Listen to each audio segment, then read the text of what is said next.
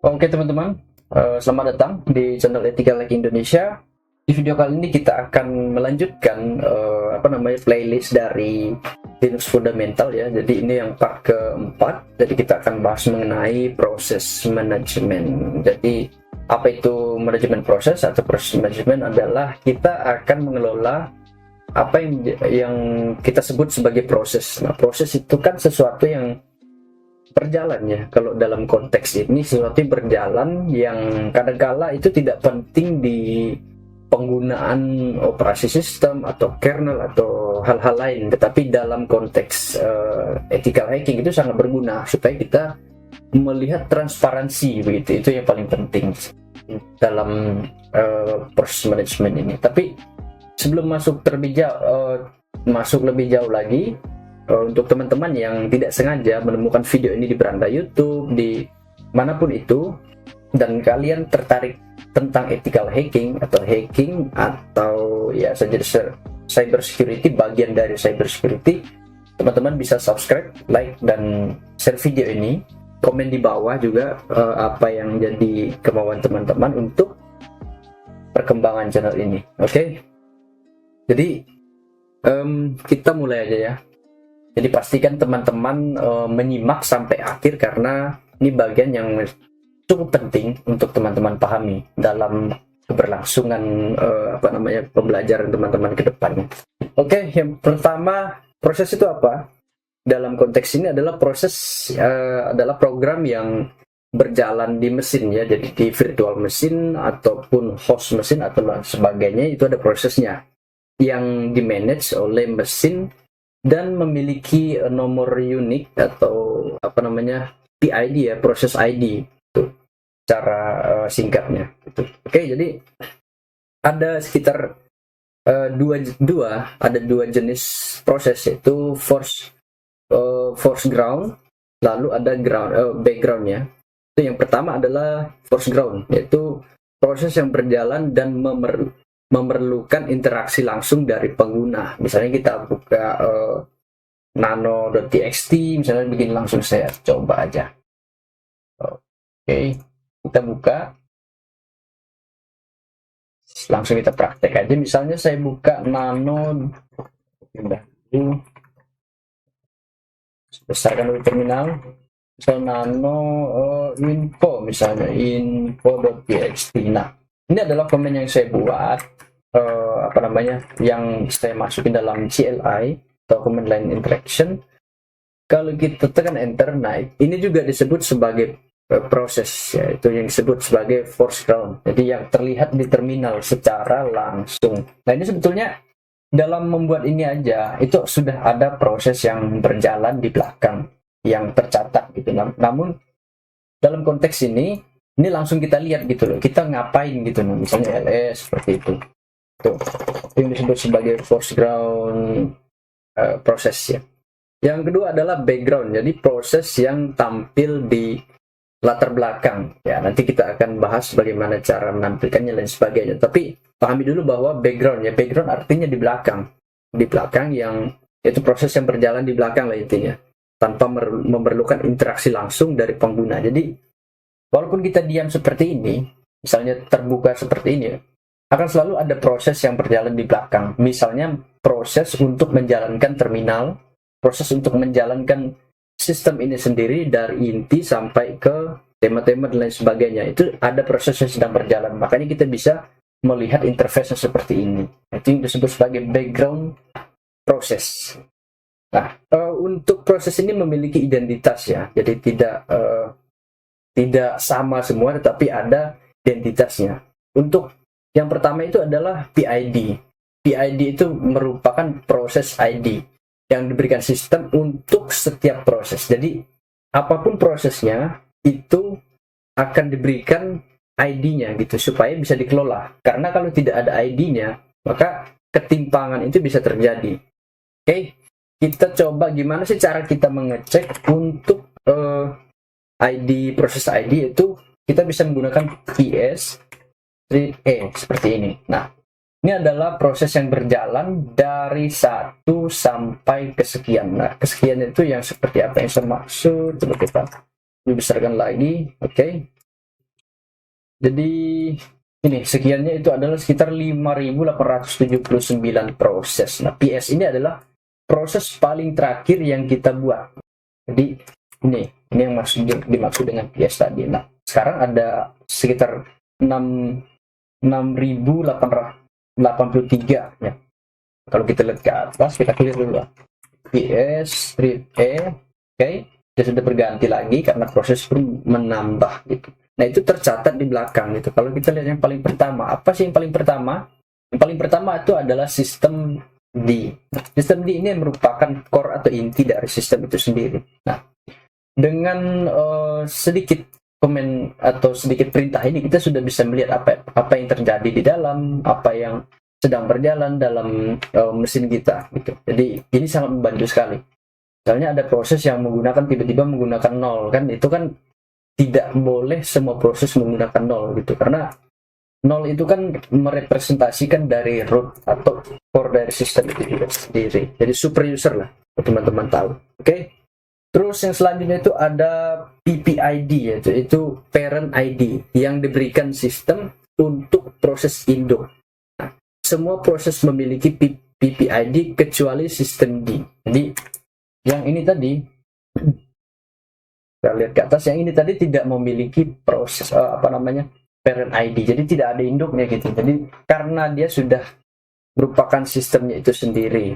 Jadi kita juga bisa melihat menggunakan komen PS lalu 0, lalu kita bisa mencari misalnya apa PPID koma, lalu kita mencari apa lagi misalnya GMD kayak gini, tekan enter, maka yang berjalan adalah ini. Yang pertama itu adalah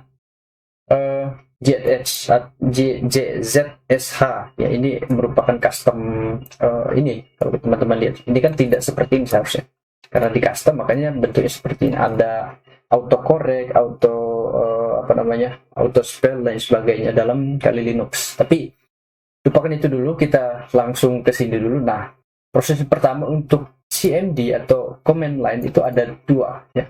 Ada JSS itu sendiri dan yang kita masukin tadi gitu. Nah, ini disebut sebagai PPID, yaitu parent ID. Jadi parent ID ini merupakan nomor induk dari sebuah proses gitu. Jadi untuk JSH, untuk PS yang komen yang sudah kita berikan, ini adalah nomor induknya. Oke.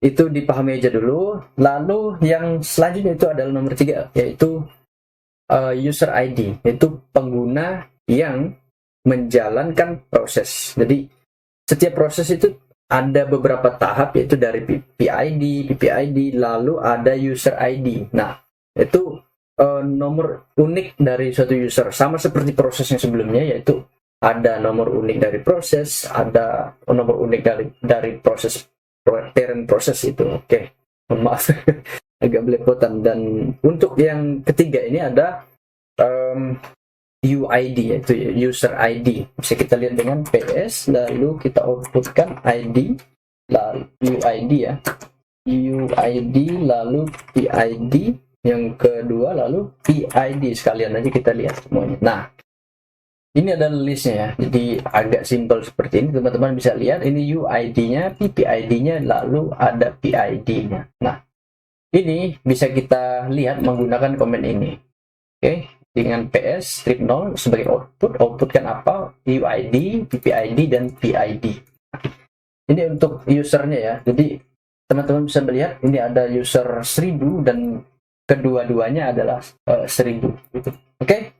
Itu untuk melihat nomor unik dari user itu. Oke. Jadi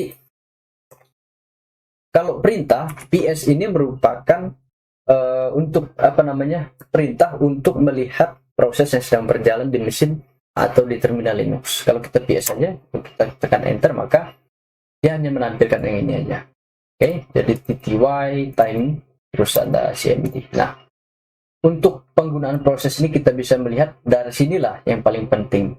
Ada time, ada CMD, komen apa yang dipakai. Ini misalnya ini kan yang kita gunakan tadi, ada PS, JSH. Kenapa ada JSH? Karena memang ini terminalnya itu dari JSH itu atau dari base itu sendiri. Nah, untuk PS ini adalah komen yang kita masukkan. Nah, kapan kita masukinnya? Ini ada waktunya, sama aja gitu. Oke, jadi dalam hitungan detik itu semuanya muncul. Oke. Lalu ada PS aux ya, PS aux untuk melihat proses yang dijalankan oleh user lain dengan sesi atau sesi yang berbeda atau keseluruhan proses. Oke, jadi tadi kan cuma PS seperti ini kan untuk satu user. Nah, kalau misalnya kita gunakan PS aux seperti ini, nah menampilkan ada dari root, ada dari cyber itu adalah user login di yang kita pakai sekarang nih, dari apa namanya virtual machine yang saya pakai sekarang. Nah, disinilah terlihat sangat kentara fungsinya kalau kita dalam dunia cyber security, dalam dunia ethical hacking lah secara khususnya. Ini sangat penting gitu. Jadi kita bisa melihat interaksi apa sih yang ada gitu. Teman-teman bisa membayangkan bahwa ada user yang kita sudah buat, yaitu user inti sebagai root dan user reguler. Nah, tapi kalau tiba-tiba teman-teman plus PX aux lalu muncul ada user lain, nah terus teman-teman curigai gitu. Nah, teman-teman harus melihat apakah yang terjadi, apakah yang dilakukan oleh user tersebut. Nah, di sini ada komen. Komen ini merupakan yang dijalankan. Ini adalah waktu ya. Di PID-nya ini, terus penggunaan CPU-nya, ada presentasinya. Oke, jadi ini adalah komen yang dijalankan. Berhubung kalau kita lihat paling bawah, nah PS aux. Nah, coba kita misalnya gini. Ini nggak bisa ya.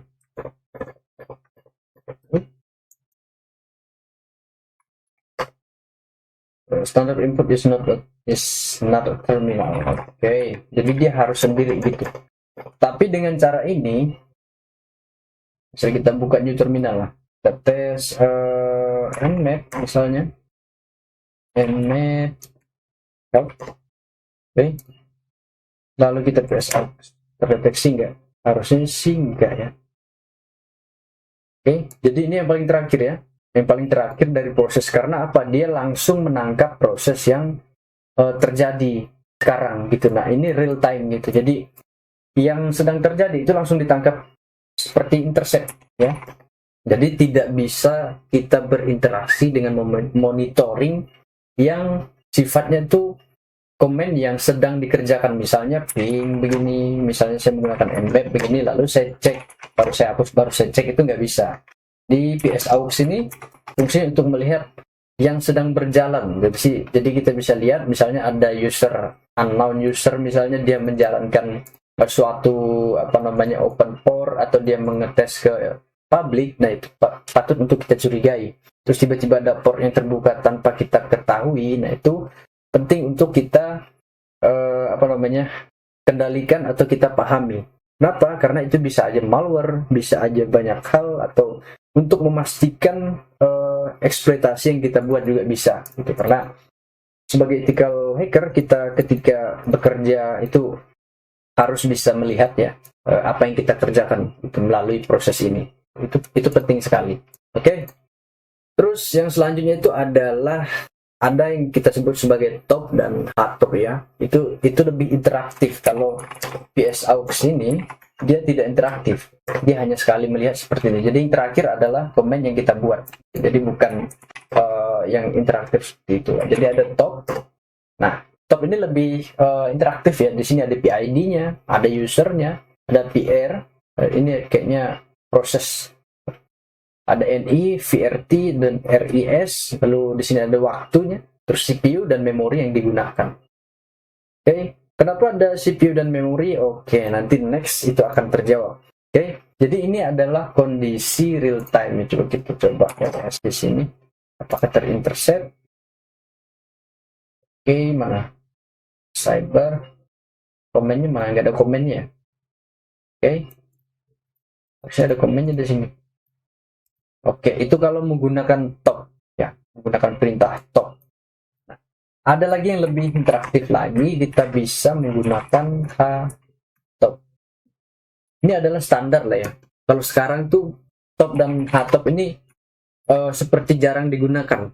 Ada yang namanya B-top dan lain-lain, itu ada banyak. Itu tapi untuk mempelajari, untuk memahami konten ini, kita gunakan ini aja dulu. Oke. Nah, di sini ada komen yang dijalankan ya. Terus ada, saya besarkan aja ya.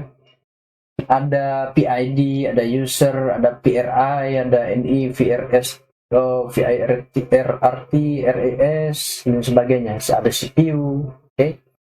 Jadi misalnya kita harusnya nggak kedeteksi sih, cyber. Jadi kita lihat usernya, kita balikin. Oke, ini karena terminal saya bermasalah jadi berantakan. Kalau teman-teman buka mungkin itu lebih tertata ya, ada grid-nya gitu.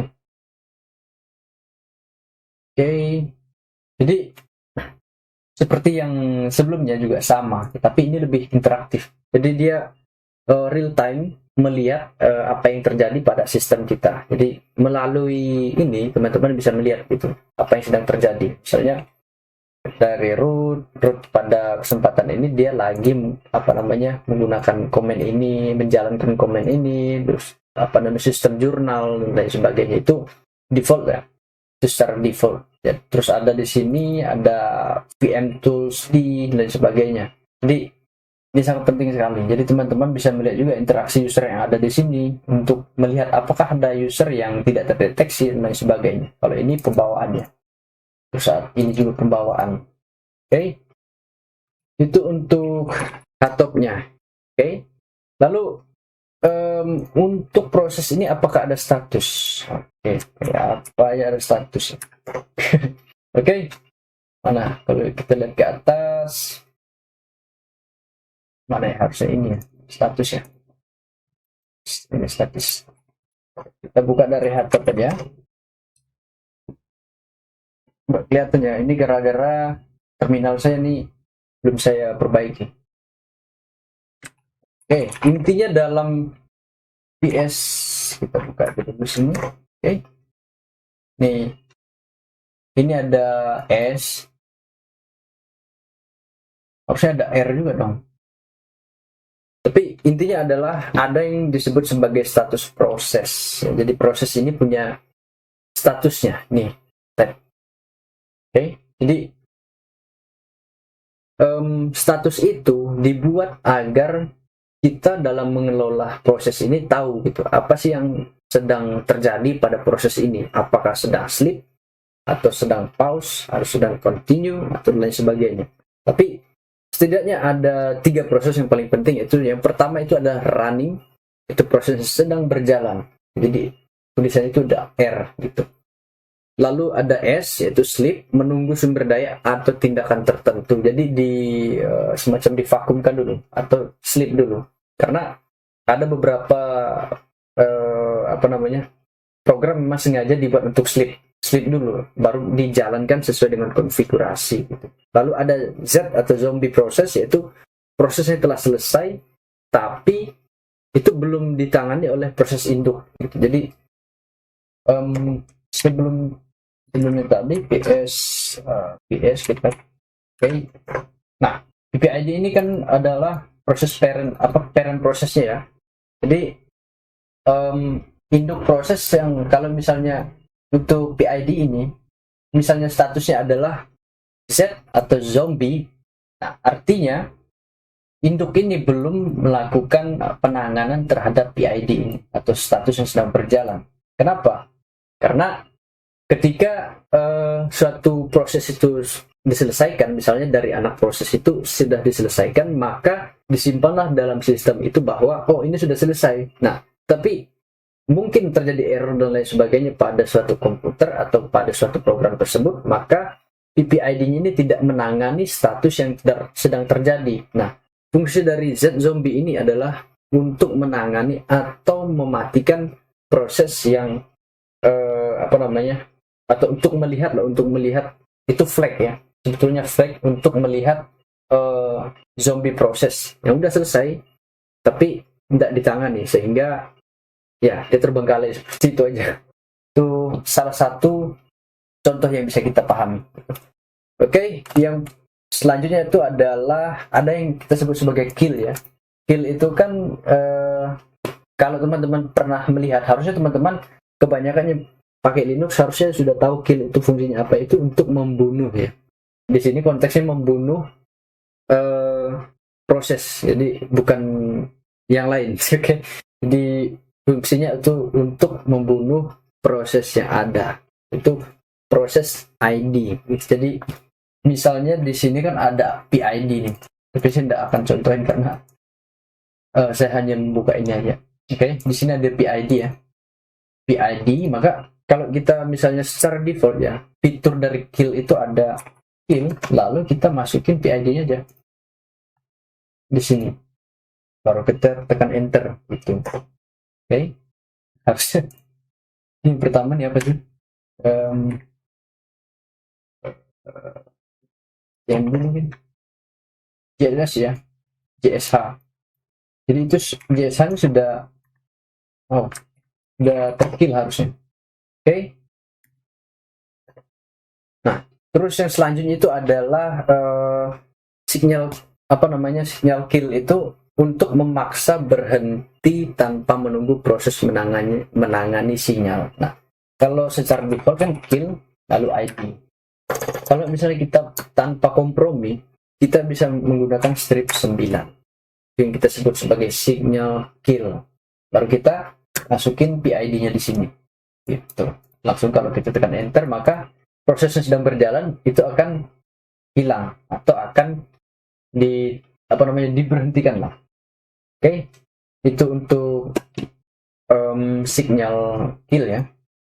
Terus yang selanjutnya itu ada signal hub, itu agar proses membaca ulang, konfigurasi atau restart. Jadi seperti yang sebelumnya itu ada zombie ya, ada zombie proses. Nah, zombie proses itu tadi kan terjadi ketika induk dari proses itu tidak menangani anak prosesnya, karena dia tidak membaca bahwa status dari anak proses ini sudah selesai, tapi tidak ditangani statusnya oleh induk sehingga statusnya masih ada dalam tabel atau dalam grid. Nah, itu yang terjadi. Nah, kalau untuk hub ini, itu fungsinya itu agar proses membaca ulang konfigurasi. Jadi restart konfigurasi. Jadi ketika proses zombie ini tadi belum ditangani oleh proses induk, maka dengan menggunakan kill strip 1 lalu PID-nya di sini, maka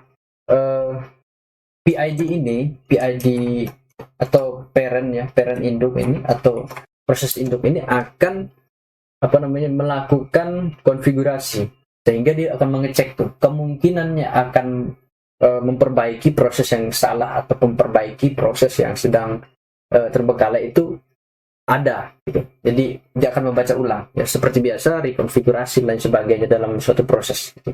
Oke. Kalau kita asumsikan kenapa ini harus ada itu. Yang pertama adalah kalau misalnya proses zombinya cuma satu, itu nggak jadi masalah. Bagaimana kalau 1, 2, 3 sampai 10 prosesnya? Masa kita harus nge-kill satu-satu?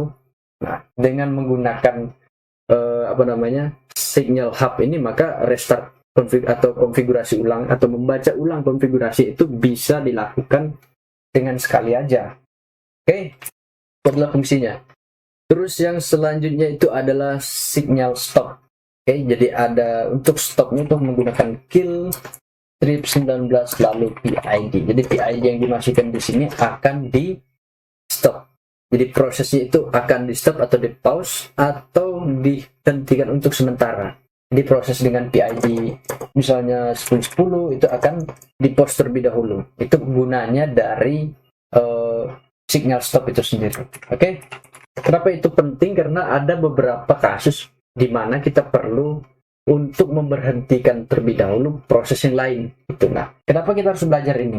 Kenapa tidak dengan belajar yang lain? Karena ini merupakan salah satu jalan yang bisa kita gunakan. Misalnya, ketika kita ingin menjalankan suatu exploit atau aplikasi lain sebagainya dalam Linux, tetapi ada proses lain yang mencegah. Nah, proses lain ini bisa kita usahakan untuk di pause terlebih dahulu, lalu nanti ketika sudah berjalan, maka akan dijalankan dengan sama-sama. Itu adalah salah satu kemungkinan fungsi yang bisa kita gunakan. Nah, tetapi dipelajari aja dulu, nanti suatu saat itu akan berguna sekali. Oke, yang selanjutnya itu adalah sign signal apa namanya continue ya. Jadi ada kill 18 lalu PID.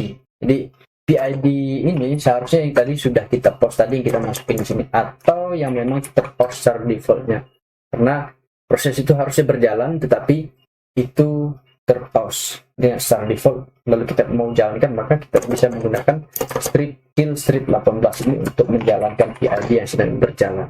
Oke, sampai situ aja pemahaman yang bisa saya berikan terkait dengan manajer atau apa namanya mengelola prosesnya. Jadi fungsi kita untuk tahu proses ini apa, mungkin ada yang langsung menggunakan Nmap atau SQL Map untuk melakukan aktivitas hacking, tapi ini adalah hal fundamental yang harus teman-teman pahami itu untuk apa namanya kelancaran ke depannya.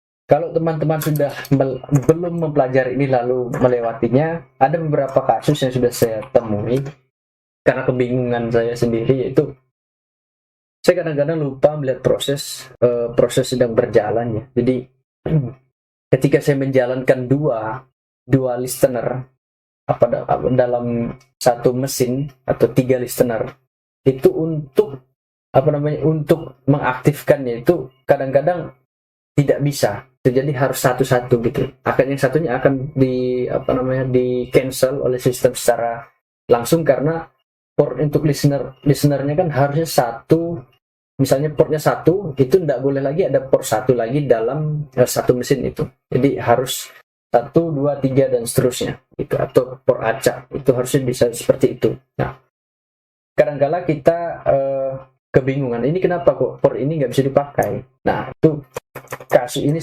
salah satu contoh kasusnya. Hal itu bukan terjadi karena tidak bisa dipakai, tetapi ada beberapa sistem, ada beberapa yang menggunakan port tersebut. Jadi kalau teman-teman anggap itu tidak penting port yang sedang digunakan itu, teman-teman bisa melakukan kill prosesnya, lalu teman-teman bisa membuat proses yang teman-teman mau buat gitu, atau dalam suatu tools yang sifatnya kaku, sifatnya tidak bisa teman-teman edit dalam proses hacking teman-teman. Nah, melalui proses inilah teman-teman bisa melakukan kill dulu terhadap proses yang tidak sedang teman-teman butuhkan, lalu menjalankan proses yang teman-teman butuhkan untuk saat ini. Oke. Mungkin itu aja yang mau saya bahas di video kali ini, share teman-teman mengerti tentang maksud dan tujuan dari video ini. Dan jangan lupa like, comment, dan subscribe, karena kedepannya kita akan membahas lagi mengenai fundamental network. Jadi hal-hal dasar yang perlu teman-teman ketahui sebagai ethical hacker tentang networking ya. Jadi itu sangat penting sekali. Nanti teman-teman akan tahu bahwa bagaimana sih fakta dari internet dan bagaimana yang harusnya berjalan dan diubah, dan itu menjadi problem sampai hari ini. Oke, tetapi dalam hal itu menjadi problem, itu juga solusi yang sangat tepat gitu, untuk menghubungkan kita sebagai orang yang berinteraksi di internet. Oke, jadi menjadi nilai positif dan negatif itu kadang-kadang harus melalui proses pandangan yang berbeda gitu. Jadi sebagai ethical hacker juga kita harus punya sikap yang cukup skeptis terhadap sistem yang kita temui gitu. Jadi itu persoalan fundamental yang sangat penting juga. Oke, tanpa berlarut-larut, mungkin itu aja. Jangan lupa like, comment, dan subscribe. Oke, thank you. See you in the next video, guys.